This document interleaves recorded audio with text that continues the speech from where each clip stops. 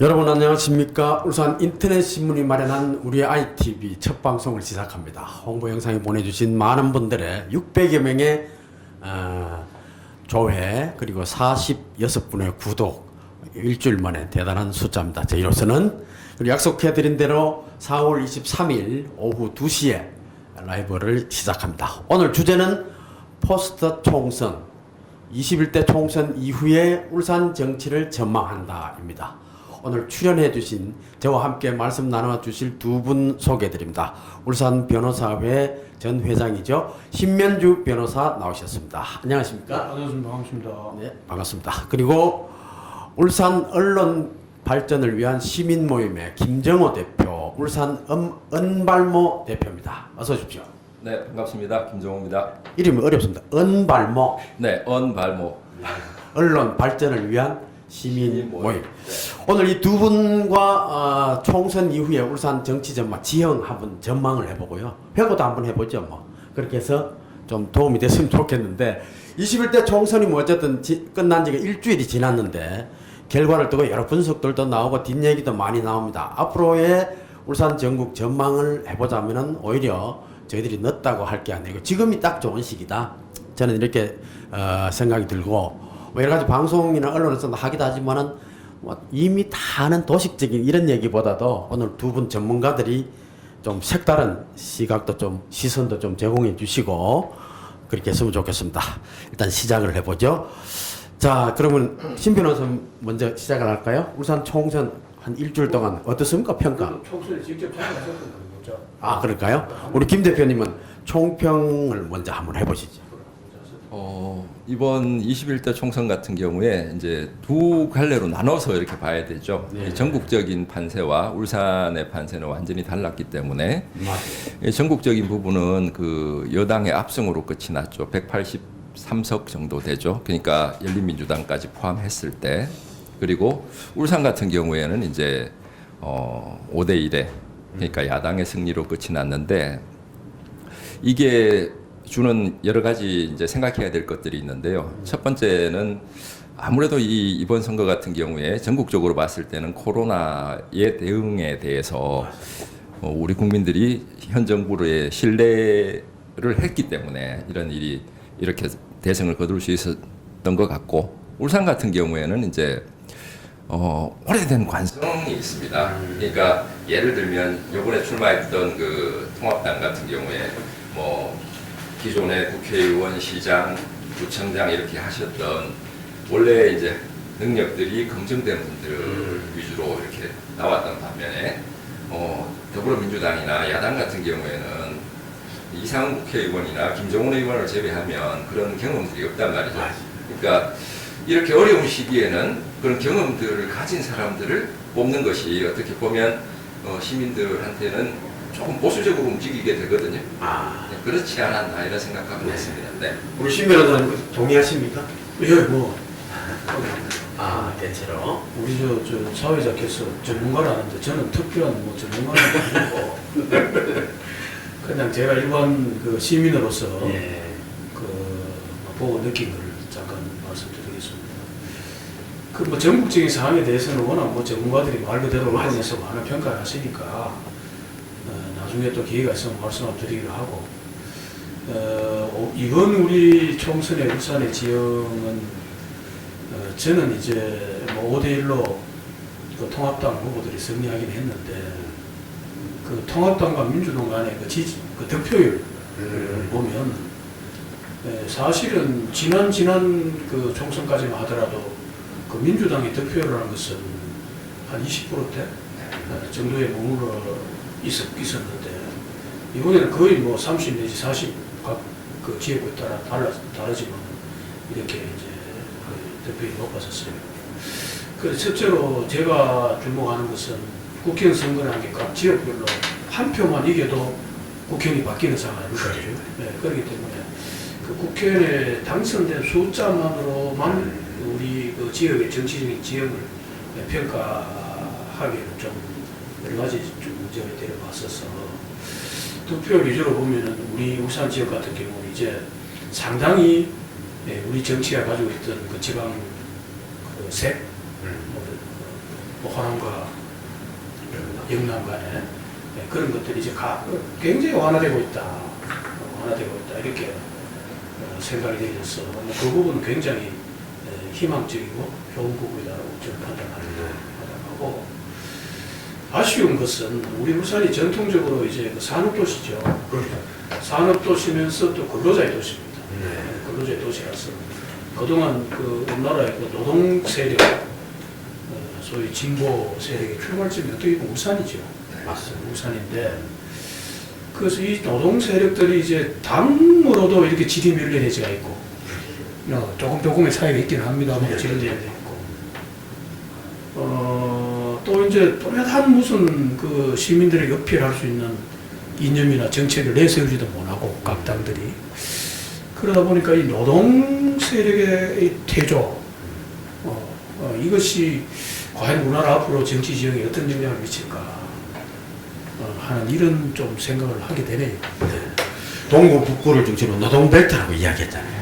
네, 노동벨트도 있고 이런데 제가 이번에 조금 주목했던 부분은 뭐냐면 울산의 그 비례대표 득표율 현황을 이렇게 보면 미래한국당이 39.59%였거든요. 그리고 이제 더불어시민당이 26.76%, 그리고 정의당이 10.28%, 열린민주당이 4.38%.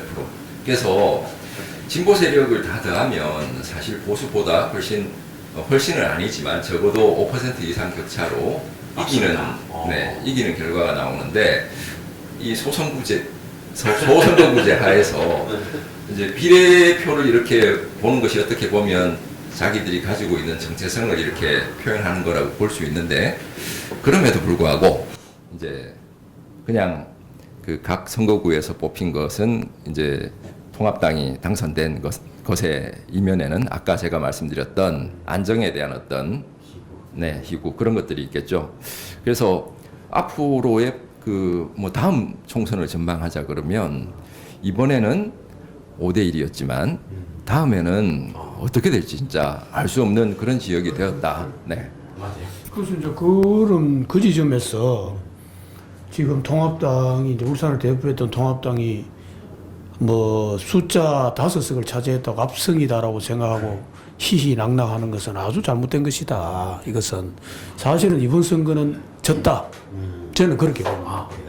그 지역 언론에서는 뭐 압성 뭐 이런 표현 많이 쓰는데 뭐 지역 언론들이 그냥 국회의원 숫자만 보고 뭐 상투적으로 하는 얘기고 우리가 좀 길게 이렇게 얘기를 하자면 실제로는 과연 졌는데 그렇다면은 이제 통합당이 왜 졌느냐?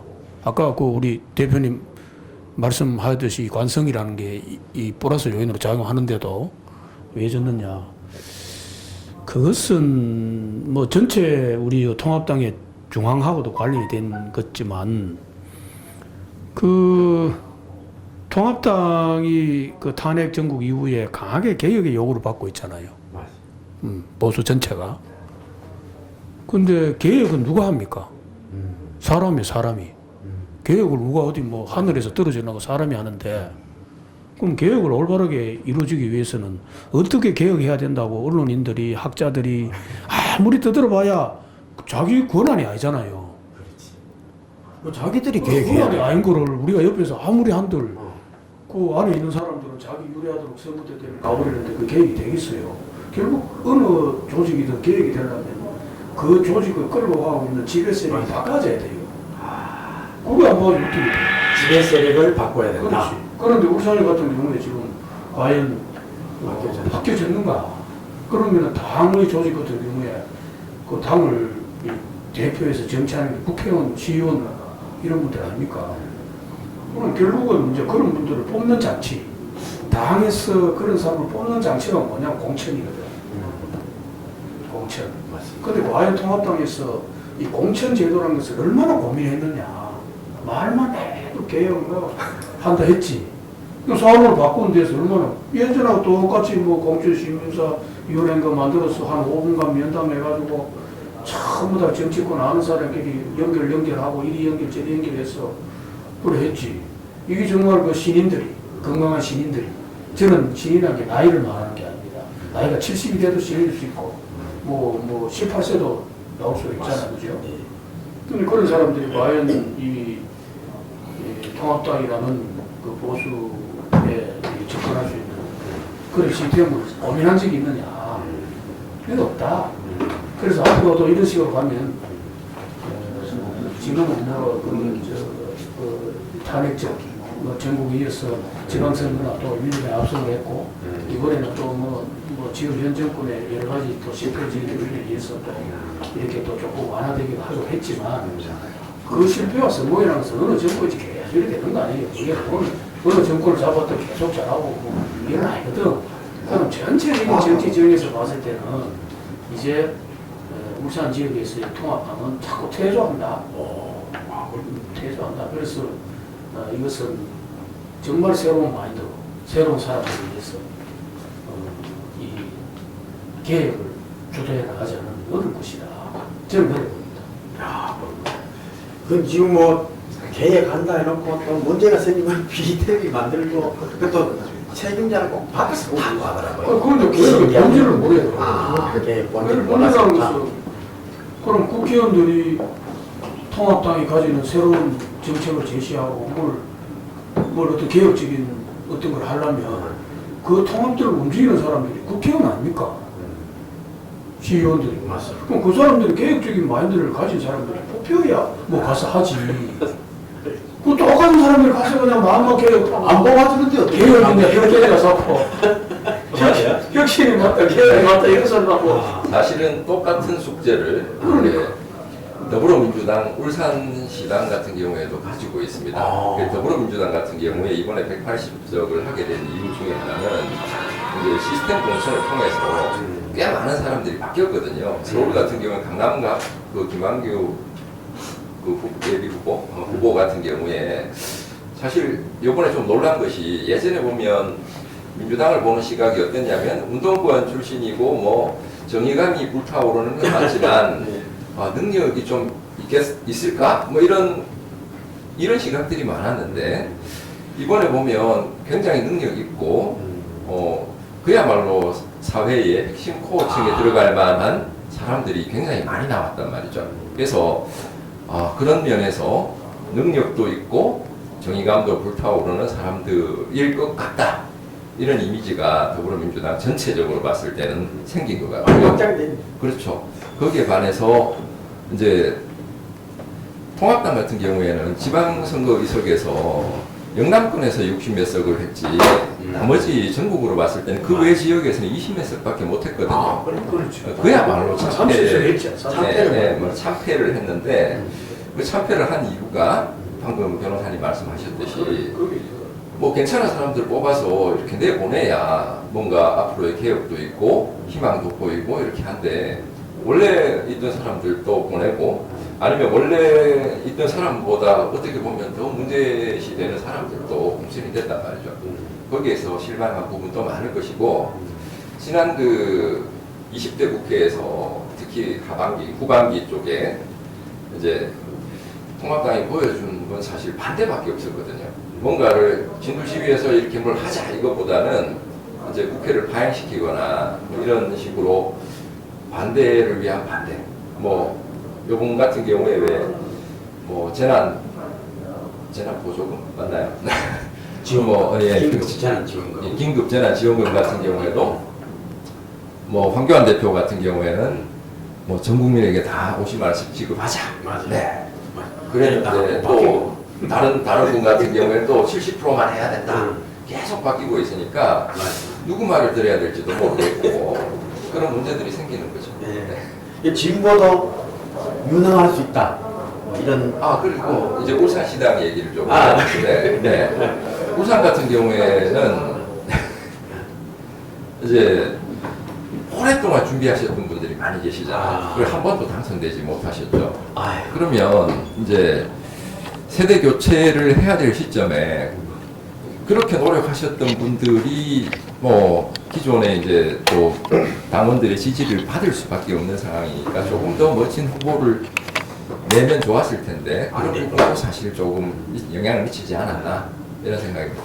지금 김정호 대표 나와 계시지만은 그 앞에 두 분 쭉 말씀하신 거 보면은 일단 개혁 또 인물 교체 뭐 여러 가지 뭐 이야기를 할 수 있는데 지금 은발모가 활동한 지가 지금 벌써 몇 개월 지났잖아요. 한마디 하고. 네. 자꾸. 네. 아니 그래. 은발모에 대해서 한번 물어볼 테니까 한번 좀 준비해 주시고. 예, 말씀하세요. 그 이제 이거는 뭐 각을 세우자는 게 아니고 예.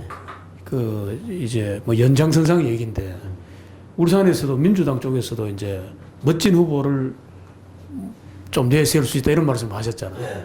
그러니까 민주당도 이제 상당히 그 후보에 뭐 우리가 좀 직설적인 얘기를 하면 자질에 문제가 있었다라고는 봐져요, 저도. 아, 전체적으로 빠지는데. 이번 후보에 뭐 이분 후보든 저분 후보든 계속. 아, 근데 이제 제가 이야기하고 싶은 거는 뭐냐. 그 멋진 후보란 건 뭐예요?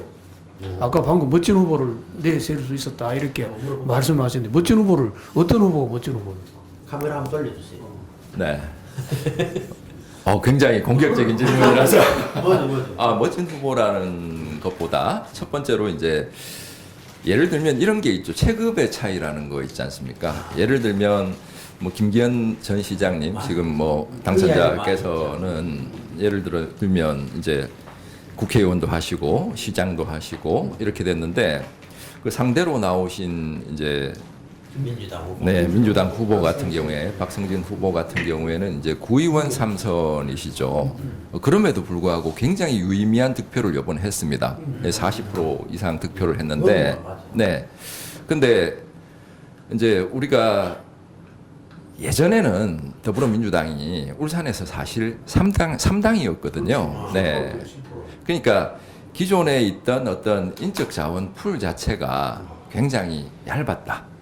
네. 그러니까 죽는 거는 네. 멋진 후보란 거는 그럼 뭐 멋진다는 게 이제 뭐 인물이 잘 났다는 건지 뭐 학력이 좋다는 건지 그러니까 이제 우리가 이제 막 그냥 제가 말씀을 드릴게요. 이제 쭉 말씀하시는 우리가 소위 뭐 좋은 후보라는 것은 지금 방금 말씀하셨듯이 김기현 후보 같은 경우는 캐리어가 좋고 우리가 쉽게 말하는 사회적 캐리어가 좋고 또 같이 대적했던 박성진 후보 같은 경우에는 그에 비해서는 좀 떨어진다 이렇게 체급이라는 표현이 나오는데 그런데 캐리어가 좋다고 해서 반드시 한국 정치에 있어서 정의롭고 개혁적이고 또 한국 정치를 올바로 바라봤다고 할 수 있느냐. 그렇다면은 그러면 통합당 같은 경우는 그 캐리어를 따지면은 뭐 꼭 어느 특정인을 지정을 안 하더라도 우리 사회에서 캐리어라는 면에서 보면 통합당만큼 좋은 후보들이 어디 있겠어요. 전부 다 뭐 무슨 고시 합격한 사람들이 많잖아요. 그런 분들이. 그렇기 때문에 이제 우리도 저는 뭐 통합도이든 민주당을 떠나서 공천을 통해서 이제 그 지역이든 뭐 비례 의원이든 그 후보자를 국회의원 후보자를 추천할 때는 어떻게 그 사람이 캐리어도 하나의 중요한 담보는 되겠죠. 담보 정도죠. 이 담보 정도지 그 사람의 본질이라고는 저는 안 봐요. 제 생각에는 비록 뭐 검사 판사 뭐 고시 못 해도 그죠? 뭐 다른 뭐 일에 업에 계속 있어도 그분이 이 바로 이 시대를 보고 진짜 정의롭고 나쁜 짓 안 하고 그렇게 살아온 분들이고 또 앞으로 맡겨놨을 때 오히려 새님처럼 정치적 능력도 발휘 못하고 있는 것이 아니고 잘 정치적 능력을 발휘해서 이렇게 할 수 있는 분이라면 그건 얼마든지 그 체급이 있다 이래 봐요. 그러면 그런 사람을 어떻게 알 수 있느냐 이 문제가. 알 수가 없잖아. 이게 어느 사람이 잘 알지.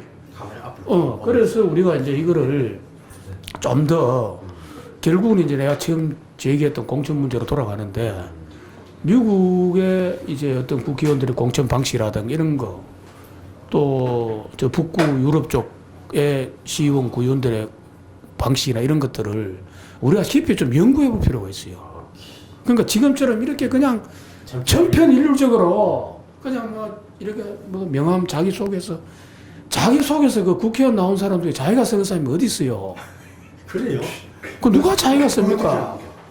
또 그다음에 그 어느 당에서 그 자기 소개서 하고 자기가 국회의원 됐을 때 활동 사항을 적어내라 한다고 그거 자기가 쓰는 사람이 어디 있어요? 쓰기는 남에서도 그 사실이면 되잖아. 국회 보좌관 출신한테 몇 개 놓으면 다 그냥 처음 내가 국회의원 나가는 사람이 내가 국회에 나가가지고 뭘 해야 될지 내가 어떻게 알아요? 그래서 그런 거는 지금 현재 이런 식 그러니까 어느 당이든 간에 공천심사위원회라는 걸 만들어가지고 한 5분, 3분씩 봐요. 이렇게 사람 인물 한 분씩 이렇게 보고 뭐 몇 마디 물어보고 당신 존경하는 정치인 누구냐 뭐 이런 거나 물어보고 이렇게 이 우리나라가 이 공천의 방식이 이런 식으로 흘러갔어는 절대로 진짜 그 체급이 좋은 사람 하나를 뽑을 수가 없다.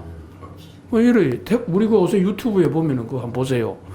그 가라데 태권도 그다음에 쿵우 고단자들이 그 저 식지 사원꾼에게 한 방에 가는 거 보셨죠? 길거리 싸움. 길거리에 싸우면서 그 유튜브 나 그 좋아서 한 번씩 보는데 그래서 우리나라 이제 이 정치도 이제는 그 무슨 위에 정승만 막뭐그 게 아니다. 서가지고 뭐 했다 이런 게 중요하지 않다. 그래서 그럼 어떻게 하면은 그 제야 고수를 발굴할 수 있을까 인재를 거기에 좀 이제는 우리 정치가 민주당이든 통합당이든 좀 이 집중해야 되겠다. 그 열린 민주당인가 뭐 비례정당 비례대표 후보 뽑는 방식 그건 괜찮은 것 같아, 그죠? 시민들 국민들이 직접 물어서 직접 뽑았죠. 네. 그런 방식을 한 예를 방법으로 들면 해라, 그죠? 열린민주당 같은 경우에 한 방법. 뭐 최강욱 당선자 같은 경우에 본인이 직접 다 써요. 아. 그리고 자기가 해야 될 뭐 내가 언론 개혁하겠다, 검찰 개혁하겠다 이런 걸 설명하게 정확하게 얘기해주고 있죠. 그리고 아까 말씀드렸다시피 울산하고는 좀 다른 얘기지만 서울의 그 동대문의 장경태 당선자 같은 경우 굉장히 젊은 친구인데 그 친구 같은 경우에는 그 당 지역위원회에 이제 그 자원봉사자 출신이거든요. 자원봉사자 출신이 들어와서 뭔가 열심히 해서 그 당에 이제 후보로 나갈 수 있다는 그런 사례들. 그런 것이 우리 울산에서도 생기면 정말 좋겠다. 그리고 아까 변호사님께서 말씀하셨던 그야말로 뭐 캐리어 있고 뭐 판검사 변호사 출신뿐만이 아니고 국회에는 정말 다양한 직군의 사람들이 들어가야 되는 것인데 지금 보면 뭐 계속 그런 사람들만 들어가고 있잖아요. 네. 이제 그럼에도 일반 시민들이 보기에는 우리가 밖에서 정말 열심히 한 사람인데 그 사람을 알기가 너무 힘든 언론의 역할이기도 합니다. 네.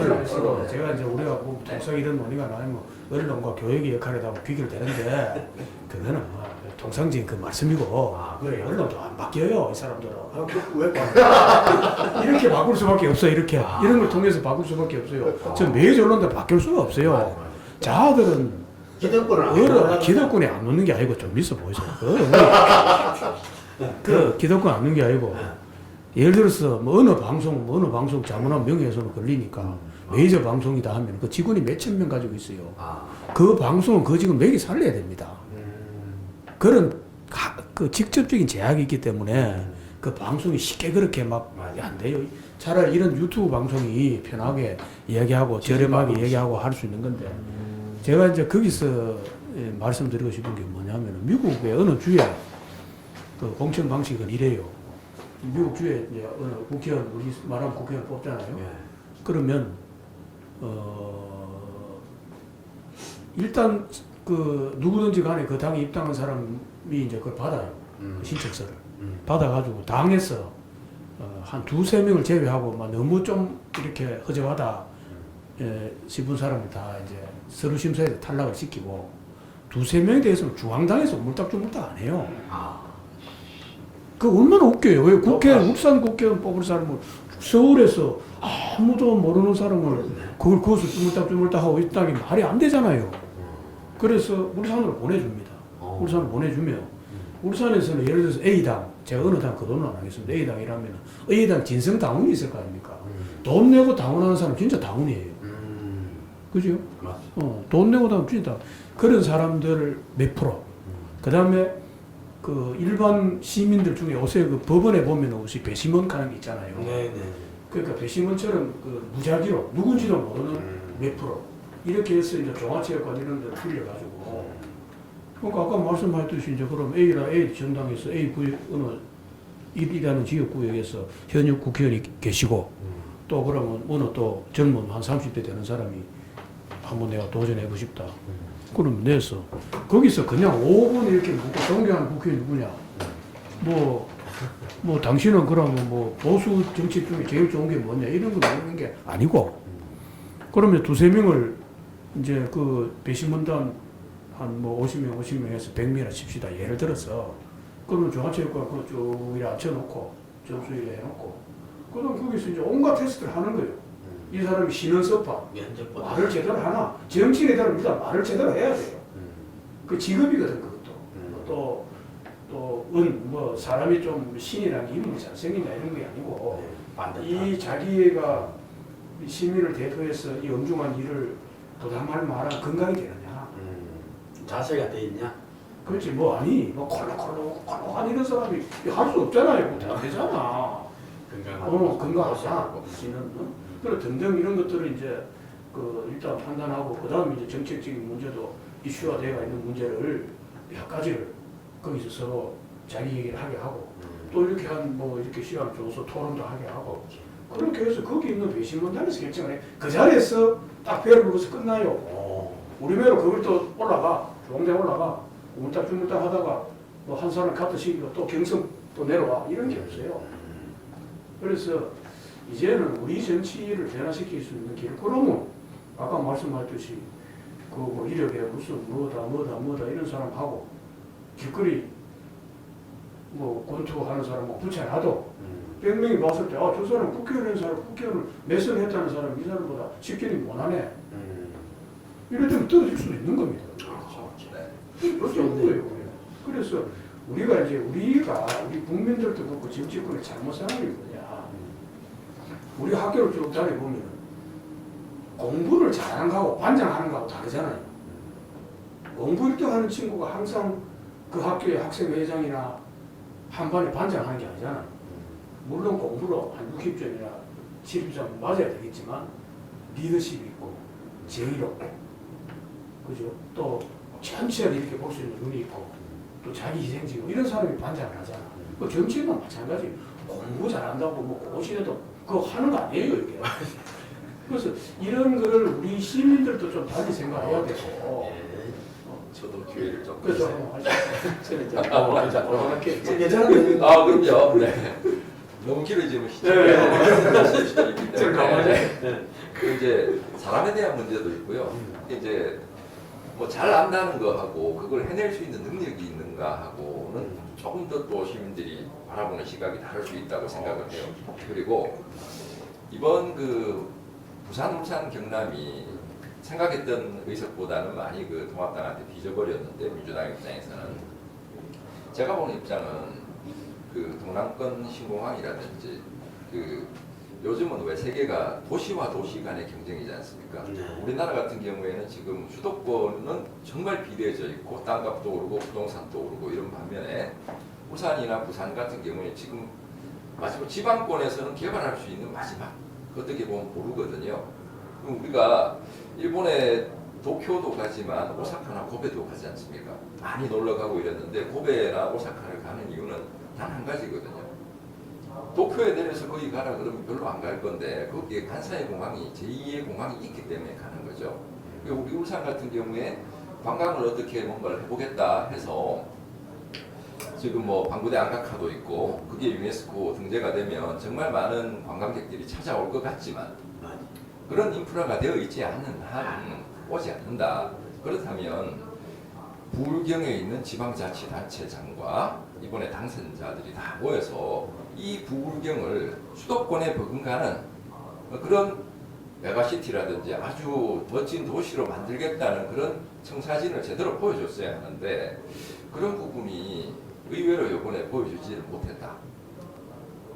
좀 아깝죠. 시카파 네. 그런 사례가 또 있고. 그렇죠. 아까 우리 신 변호사께서 뭐 언론 어디 언론 메이저는 안 바뀐다 했는데 지금 마치 김정은 대표가 언론 감시, 언론 비판하는 시민단체 대표라고 대충해서 그런 거죠. 아 맞습니다. 아 지금 언말만 좀 소개하면서 네. 이번 총선 네, 기간에 네. 뭐 했어요 그러고? 네.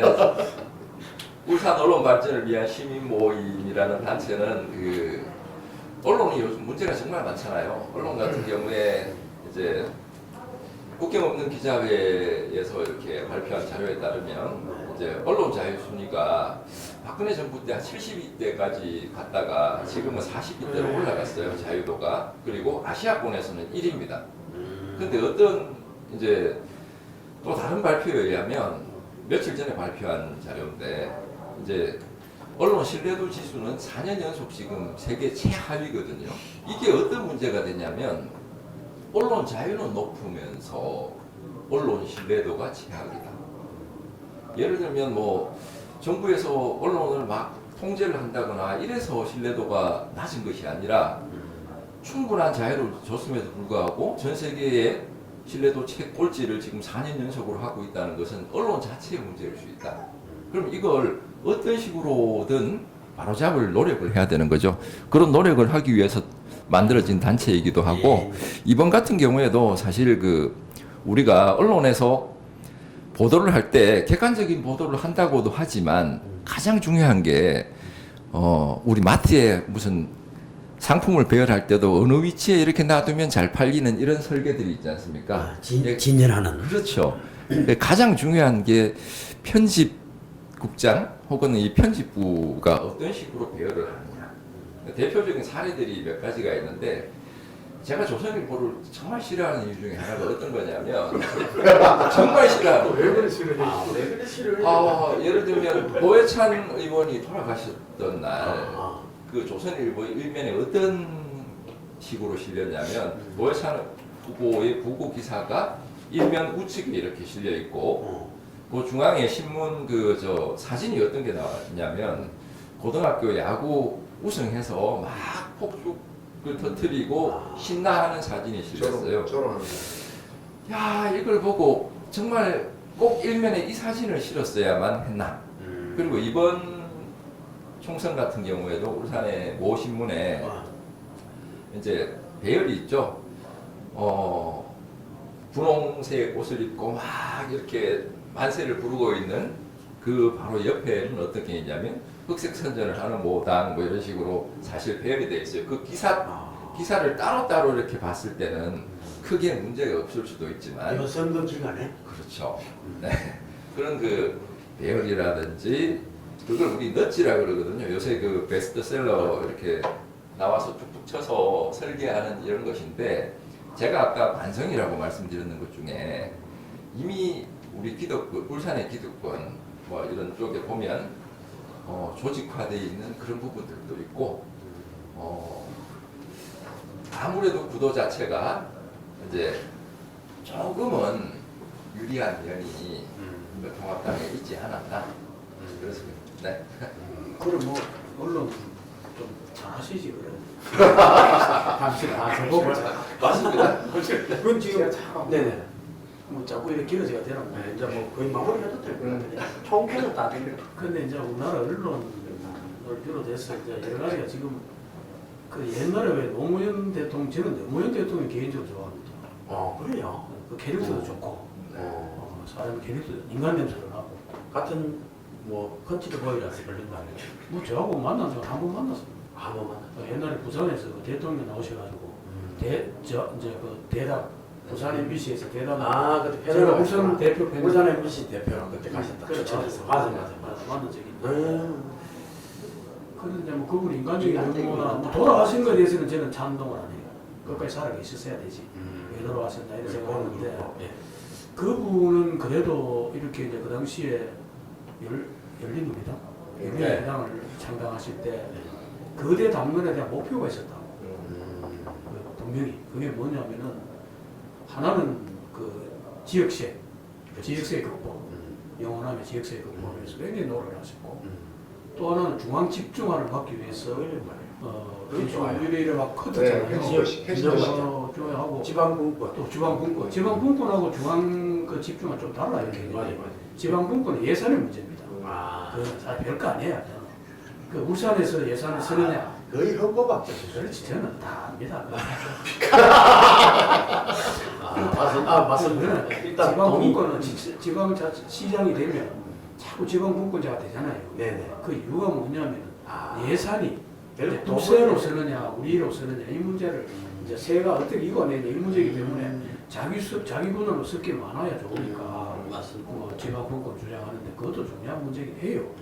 하지만 그보다도 중앙 집권화 모든 것이 서울로 빨리 들어가 버리는 거예요.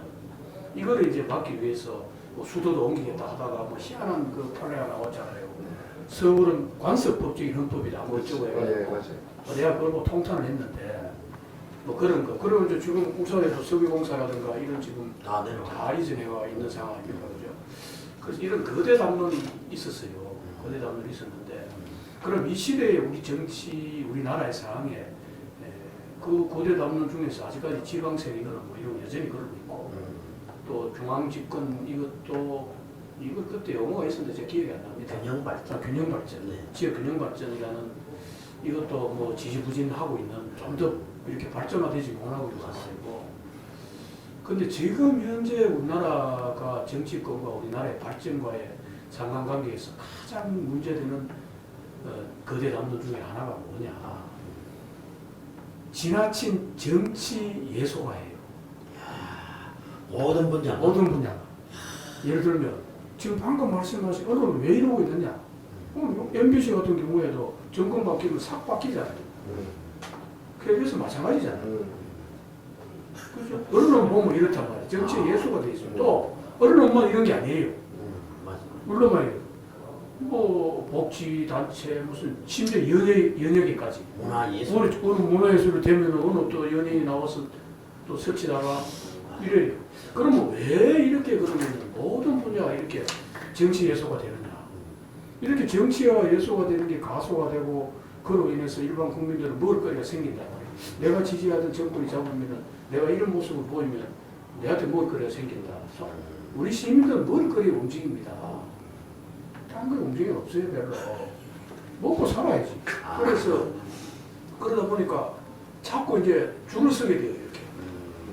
뭐 일반 시민들이 그 하루 벌어 하루 먹고 사는 사람들이 뭐 자꾸 줄을 쓸 이유가 뭐 있어요?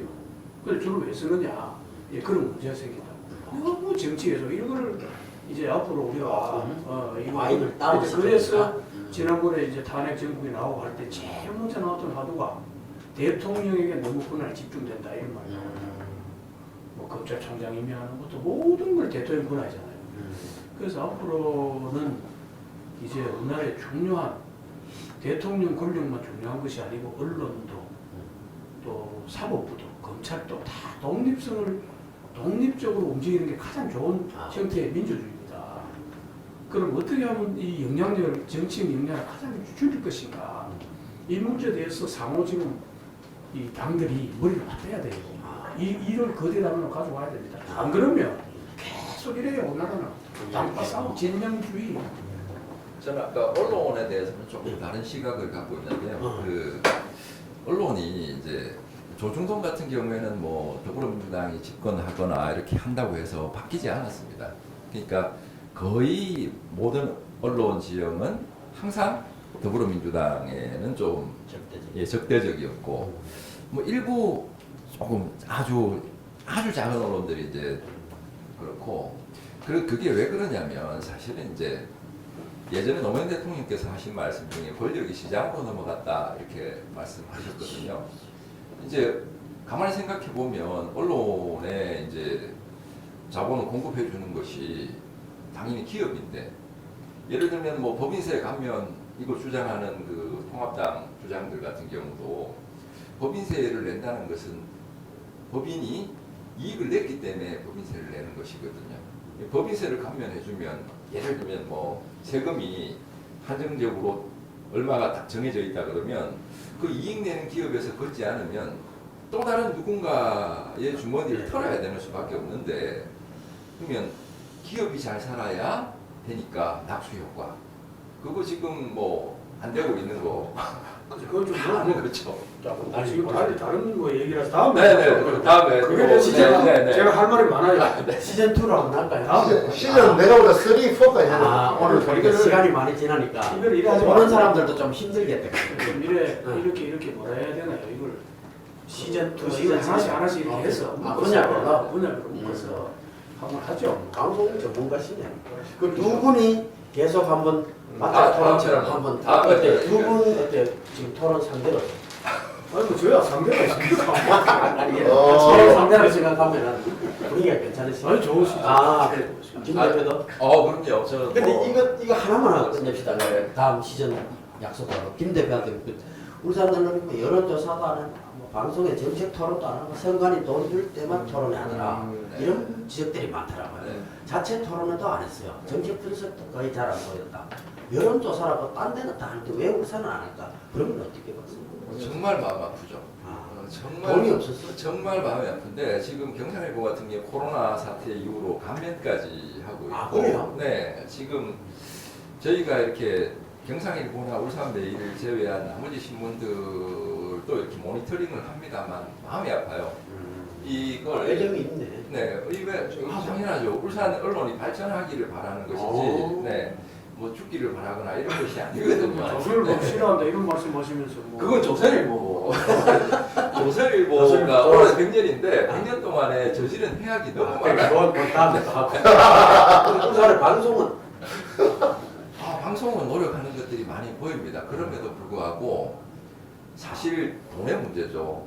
돈의 문제고 여론조사 한번 실시할 때마다 들어가는 이 비용을 그만큼 그걸 통해서 뽕을 뽑아낼 수 있다면 아마 분명히 했을 텐데 그러지 그런 못한 이제 우리 시민에게 유권자에게 객관적인 데이터 뭐 분석 이런 자료를 좀 제시했으면 좋았을 텐데 그리고 또 한 가지가 뭐냐면 우리 신문이나 우리 울산 언론에 보면 이렇게 깊이 있는 심층 취재 기사 같은 것들이 사실 없을 수밖에 없어요. 왜냐하면 한정된 지명과 한정된 시간.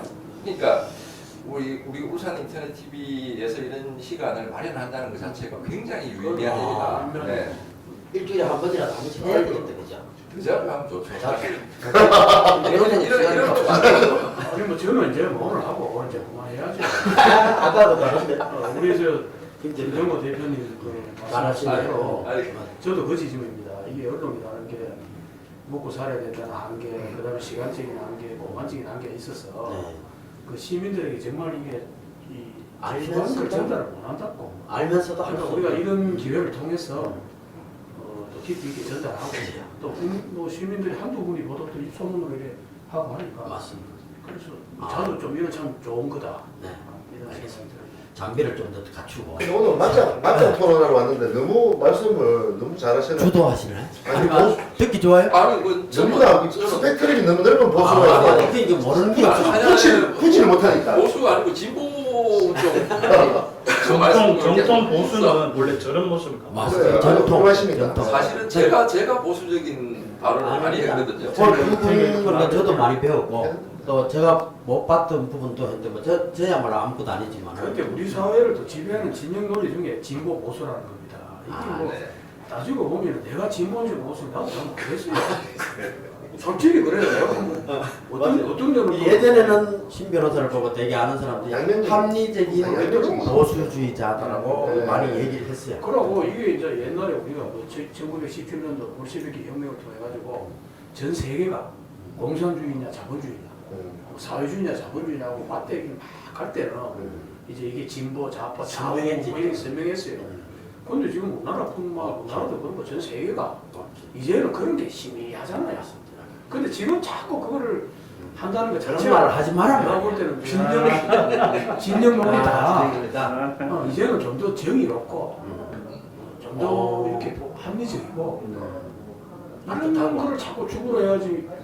이 우리가 봤을 때는 노무현 대통령 좋다 이러면 또 거기 이제 보수 쪽이라는 사람들은 네가 그 평소에 보수 얘기했다고 해. 이건 아니잖아요. 우리가 살아가는데. 다음 시즌으로 사실은 노무현 대통령이 추구했던 가치가 보수적인 그건 가치입니다. 가치죠.